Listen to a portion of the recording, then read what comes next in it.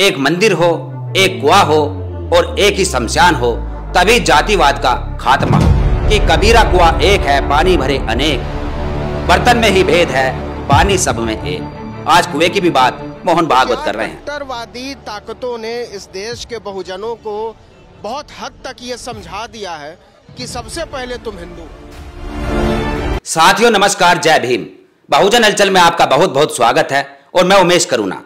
आज हम बात करेंगे आरएसएस प्रमुख मोहन भागवत को लेकर, जिन्होंने अभी हाल फिलहाल में अलीगढ़ के अंदर एक बयान दिया है जिसकी काफी तारीफ हो रही है और आलोचना भी हो रही है। जिन्होंने कहा कि देश के अंदर एक मंदिर हो, एक कुआं हो और एक ही शमशान हो, तभी जातिवाद का खात्मा होगा। उन्होंने यह बयान दिया और इस बयान के बाद जो कि संतों व महापुरुषों का वाक्य है, हम उससे अपनी बात को शुरू करेंगे। संत शिरोमणि रविदास जी ने कहा कि जाति जाति में जात है, जो के तन के पात, रविदास मनुष्य न जुड़ सके जब तक जाति न जात। यह बात बिल्कुल स्पष्ट है कि जब तक मनुष्य नहीं जुड़ सकेगा, जब तक ये जाति समाप्त नहीं होगी। और आज मोहन भागवत को संत शिरोमणि रविदास जी की वही बात याद आ रही है। कबीर साहब ने कहा कि कबीरा कुआं एक है, पानी भरे अनेक, बर्तन में ही भेद है, पानी सब में एक। आज कुएं की भी बात मोहन भागवत कर रहे हैं। और मोहन भागवत इससे पहले भी ऐसी कई टिप्पणी कर चुके हैं, कई बार बयानबाजी कर चुके हैं, लेकिन वह फेल साबित हुए। वहीं हम आपको बता दें कि जिसके ऊपर लोग अपनी अपनी प्रतिक्रिया दे रहे हैं और मोहन भागवत की खिरखिरी हो रही है। मोहन भागवत के ऊपर लोग जो कि अपनी अपनी प्रतिक्रिया देकर हंसी और मजाक बना रहे हैं कि मोहन भागवत कि यदि आप ब्राह्मण की बेटी को किसी चमार या वाल्मीकि के घर में ब्याह देंगे तो जातिवाद समाप्त हो सकेगी। एक बर्तन में खाना और अंतरजातीय विवाह यानी रोटी बेटी का जो रिश्ता होगा, उसी से ही जाति का विनाश हो सकेगा, जो कि डॉक्टर बाबा साहब अंबेडकर जी भी अपनी पुस्तक में लिख चुके हैं, जाति का विनाश। और हम आपको बताते हैं आगे कि किसने क्या टिप्पणी करी मोहन भागवत के इस बयान पर। हाल ही में राष्ट्रीय स्वयं सेवक संघ के संघ चालक डॉक्टर मोहन भागवत ने हिंदू समुदाय से जातिगत भेदभाव को समाप्त करने का आह्वान किया। उन्होंने अपने एक बयान में कहा कि देश में एक कुआं, एक शमशान और एक मंदिर होगा, तभी जातिवाद का खात्मा होगा। यह बयान सामाजिक समरसता और एकता के लिए बहुत ही महत्वपूर्ण संदेश होगा। वहीं हम आपको बता दें कि इसके बाद जो कि एक मनीष सिंह है, उन्होंने अपनी बात रखी कि मैं आरएसएस प्रमुख मोहन भागवत को बता देना चाहता हूं कि जातिवाद बेटी रोटी के संबंध से ही मिट सकता है। इसलिए अगर आप इस मामले में गंभीर है तो अपनी बेटी की शादी किसी वाल्मीकि समाज के युवक के साथ करके इस पुण्य कार्य का शुभारंभ कीजिए। जातिवाद खत्म होगा तो देश एकजुट होगा, देश की एकता और अखंडता मजबूत होगी। मगर आप लोगों की ऐसी कोई इच्छा शुरू से नहीं रही, फर्जी देशभक्त हो आप लोग। यह लिखा है मनीष सिंह ने। और वहीं दूसरा जो हम आपको बताते हैं कि लिखा है मिशन अंबेडकरवादी युवा ने कि अब आया ऊंट पहाड़ के नीचे। मोहन भागवत के इस बयान पर आपकी क्या राय है, कमेंट्स में जरूर बताएं। और नीचे लिखा कि ब्राह्मणों की बेटी दलितों के घर ब्याहने से मिटेगा जातिवाद। यह पोस्ट भी तेजी से शेयर की जा रही है। और यह पोस्ट जो कि आचार्य कश्यप ने लिखा कि तुम्हारी सरकार है, जाति प्रमाण पत्र बांटना बंद क्यों नहीं कर रहे हो? SC ST OBC खत्म करो। जाति देखकर टिकट देना, जाति देखकर नौकरी देना और जाति देखकर प्रधानमंत्री व राष्ट्रपति मंत्री बनाना बंद करो।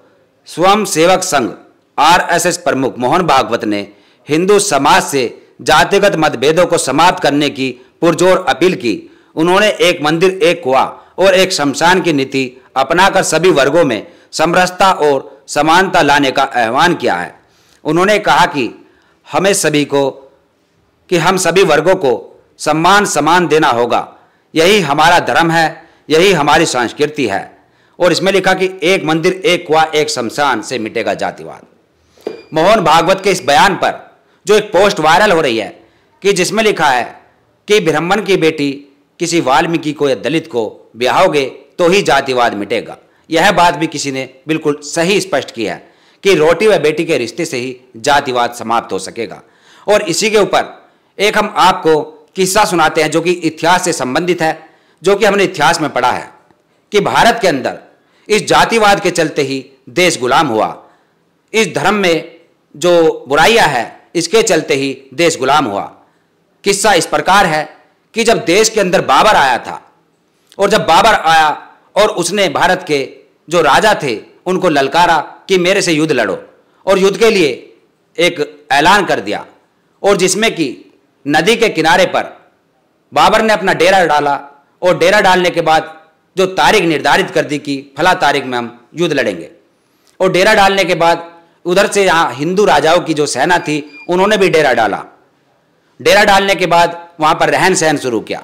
इस प्रकार से डेरे डाले जाते थे कि वहाँ पर लोग अपना खाना पीना जो कि महीनों तक की सामग्री रखते थे और वहाँ पर तैयारी करते थे, जिसमें बताया जाता है कि एक बार जो हिंदू राजाओं के डेरे थे उनसे धुआं निकलने लगा, डेरों से धुआं निकल रहा था, लपटे की आवाज़ें सुनाई दे रही थी, और इसी को देखते हुए बाबर ने अपने सेनापति से कहा कि युद्ध बाद में है, पहले इंसानियत है, कि हमारे दुश्मनों पर लगता है कि कोई संकट मंडरा रहा है, तो आप जाइए और किसी भी तरीके से वहाँ पर पता करके आइए कि कहीं उनको हमारी ज़रूरत तो नहीं, कि कहीं दुश्मन को हमारी ज़रूरत तो नहीं, कहीं कोई प्राकृतिक आपदा तो नहीं आ गई कि जब वहाँ से धुआं निकल रहा है। जो उनके खुफिया लोग थे वह वहाँ पहुँचे, और पहुँचने के बाद जैसे ही उन्होंने देखा और देखने के बाद बाबर से बताया कि वहाँ पर तो कुछ अद्भुत नज़ारा है जो कि हमने पहली बार देखा। बाबर ने पूछा कि क्या हुआ, कि वहाँ पर जितने भी डेरे हैं, यानी सैकड़ों की संख्या में जो डेरे हैं, सभी डेरों में अलग अलग चूल्हे जले हुए हैं, यानी सभी डेरों में जो वहाँ पर लोग हैं, जो वहाँ सेना है, सभी अलग अलग चूल्हों पर खाना बना रही है।